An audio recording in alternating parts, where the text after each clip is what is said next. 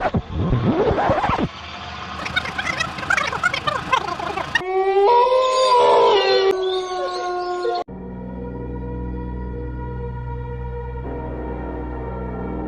Listener, मैं आपका अपना स्टोरी टेलर कबीर। स्वागत है आपका वर्स्ट नाइटमेयर में।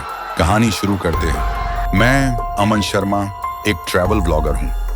दुनिया घूमना मेरी जिंदगी है और इस बार मेरी मंजिल थी इंडोनेशिया के एक छोटे से द्वीप पर बसा कायान, जहाँ के जंगलों में अजीबोगरीब घटनाएं होने की कहानियां इंटरनेट पर वायरल हो रही थी। मुझे लगा ये मेरे चैनल के लिए एक जबरदस्त कंटेंट होगा, लेकिन ये सफर मुझे मौत के करीब ले जाएगा, ये मैंने कभी नहीं सोचा था।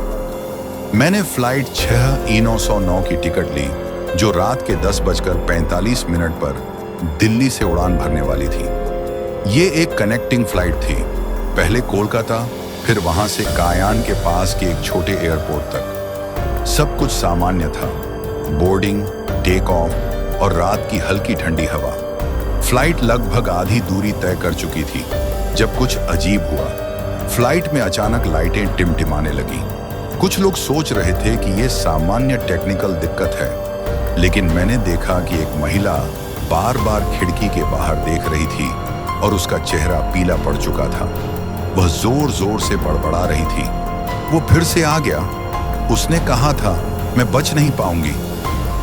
एयर होस्टेस ने उसे शांत कराने की कोशिश की, लेकिन वह अचानक चीख पड़ी, वो प्लेन के पंख पर बैठा है, उसने मुझे देख लिया है। उसकी आंखें एकदम खाली, जैसे उसने मौत को देख लिया हो। मैं भी खिड़की की ओर देखने लगा। बादलों के बीच एक आकृति थी, काली, धुंधली, पर मानो हवा में उड़ते विमान के साथ साथ चल रही हो। तभी प्लेन बुरी तरह हिलने लगा। पायलट की घबराई हुई आवाज गूंजी, हम टर्ब्यूलेंस में हैं, कृपया सभी यात्री अपनी सीट बेल्ट बांध लें। लेकिन यह टर्ब्यूलेंस नहीं था, बाहर कोई था और वो प्लेन के साथ खेल रहा था। एक झटका लगा और फ्लाइट का दाहिना इंजन अचानक बंद हो गया। प्लेन तेजी से नीचे की ओर झुकने लगा। ऑक्सीजन मास्क नीचे गिर गए। बच्चे रो रहे थे, लोग प्रार्थना कर रहे थे। मैं अपनी सीट से चिपक गया था, लेकिन मेरी निगाहें खिड़की से हट नहीं रही थीं। अब वो आकृति साफ दिख रही थी, लंबा, बिना चेहरा, लेकिन आंखें, जलती हुई लाल आंखें, जैसे भस्म कर देने वाली हों। वो अचानक प्लेन के ऊपर आ गई। तभी पीछे से एक बच्चा चीख पड़ा, मम्मा, वो अंकल प्लेन के अंदर आ गया। प्लेन की छत में एक हल्की सी दरार दिखी और उससे काले धुएं की तरह कुछ अंदर घुसा। कुछ यात्री बेहोश होने लगे, किसी के नाक से खून, किसी के मुंह से झाग। वो चीज अब अंदर थी। सबकी नजरें उस दिशा में थीं, लेकिन वो किसी को दिख नहीं रही थी। प्लेन की हालत बिगड़ती जा रही थी। इंजन के बाद अब खिड़कियों से बाहर का नजारा भी अजीब लगने लगा था। मैंने एक बार फिर कैमरा उठाया और विंडो से शूट करने लगा, लेकिन कुछ गड़बड़ थी। बाहर सितारे जमीन की तरफ थे और बादल ऊपर।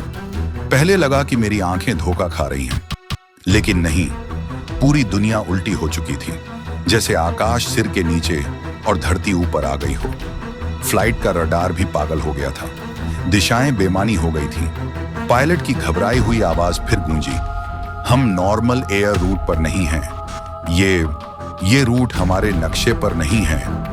कॉकपिट के शीशे में अब कुछ और दिख रहा था, एक काली रेखा जो आकाश को चीरती हुई सीधी नीचे जा रही थी। वो रेखा किसी दरार की तरह लग रही थी, जैसे दो दुनियाओं को जोड़ने वाला दरवाजा। तभी कैबिन में हलचल मची। एक यात्री बुरी तरह कांपते हुए बोला, एयर होस्टेस को देखो। मैंने कैमरा घुमाया। वो एयर होस्टेस जो अभी तक सबको सुरक्षा निर्देश दे रही थी, अब धीरे धीरे हमारी ओर बढ़ रही थी, लेकिन उसके चलने का तरीका अजीब था, जैसे उसकी हड्डियां टूट चुकी हों या शरीर में जान न बची हो। फिर सबके सामने उसने मुस्कुराते हुए गर्दन घुमाई, लेकिन धीरे धीरे एक भयानक क्रैकिंग आवाज के साथ उसकी गर्दन पूरी 180 डिग्री घूम गई।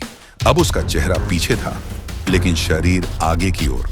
वो मुस्कुराते हुए बोली, हम अपने रास्ते से भटक चुके हैं, अब यह उड़ान केवल आत्माओं के लिए है। फिर उसके होंठ गायब हो गए। पूरा चेहरा अब एक अंधेरे गड्ढे में बदल चुका था। उसकी आंखें नहीं थीं, बस दो जलते हुए छेद, जैसे किसी राक्षसी आत्मा ने उसका शरीर ओढ़ लिया हो। तभी कैबिन की लाइटें फिर से टिमटिमाईं और प्लेन उल्टा उड़ता दिखने लगा। कुछ यात्री छत की ओर गिरने लगे। गुरुत्वाकर्षण जैसे बदल चुका था। मेरी सीट बेल्ट खुल गई और मैं भी ऊपर उठ गया। लेकिन वो एयर होस्टेस हवा में उड़ते हुए मेरे करीब आई और फुसफुसाई, तेरे अंदर जो डर है वही हमें यहां लाया है। मैंने आंखें बंद कर ली। अब कुछ भी सामान्य नहीं था। इस फ्लाइट का रास्ता अब इस दुनिया से नहीं, शायद किसी दूसरी शापित दुनिया की ओर जा रहा था। उसने हमें चुन लिया है, उस महिला ने फिर कहा। ये उड़ान अब वापस नहीं लौटेगी। पायलट का नियंत्रण खत्म हो चुका था। उन्होंने अंतिम संदेश दिया, हम कॉकपिट का कंट्रोल खो चुके हैं, कृपया भगवान से प्रार्थना करें। और फिर सन्नाटा। मुझे नहीं पता वो कैसे हुआ, लेकिन अगले पल मैं एक सुनसान जंगल के बीच में था। प्लेन के टुकड़े चारों ओर फैले थे, लेकिन न कोई यात्री न क्रू, सिर्फ मैं। और पास ही जमीन पर खुद ही एक आकृति, एक अजीब सा त्रिकोण जिसमें किसी प्राचीन भाषा में कुछ लिखा था। मैंने मोबाइल निकाला, नेटवर्क नहीं था, बैटरी खत्म हो रही थी। मैंने कैमरा ऑन किया ताकि सब रिकॉर्ड हो सके। तभी पीछे से किसी ने मेरा नाम लिया, अमन। धीमी सर्द आवाज। मैंने मुड़कर देखा, वही महिला जो मैं थी, लेकिन अब उसकी आंखों से खून बह रहा था और उसके होंठ सिल दिए गए थे। उसने इशारा किया, भागो। मैंने दौड़ लगाई, पर जंगल का रास्ता खत्म नहीं हो रहा था। हर ओर वही त्रिकोण, हर पेड़ पर वही आकृति, जैसे मैं एक लूप में फंस गया हूं। मेरी सांसें तेज, दिल जैसे फटने वाला हो। तभी एक जोरदार शोर हुआ और मैं बेहोश हो गया। जब आंख खुली, मैं दिल्ली एयरपोर्ट के लाउंज में था। सब कुछ सामान्य, जैसे कुछ हुआ ही नहीं। लेकिन फ्लाइट का बोर्ड अब भी 6EE99 दिखा रहा था, पर स्टेटस क्रैश्ड, नो सर्वाइवर। मेरे हाथ में अब भी कैमरा था। मैंने फुटेज चेक की और उसमें सिर्फ एक चीज दिखी, उड़ते प्लेन का वीडियो और फिर वो काली आकृति कैमरे की ओर देखती हुई, मुस्कुराती हुई। मैंने वो वीडियो पोस्ट किया, last moments of flight 6E909 what I saw, और वह वायरल हो गया। लेकिन जो नहीं जानते वो ये है कि मैं मर चुका हूं और ये कहानी मेरे चैनल पर आखिरी अपलोड है। क्या आपने कभी किसी प्लेन में मेरे जैसे चेहरे को देखा है? तो समझ जाइए, अगला नंबर आपका हो सकता है।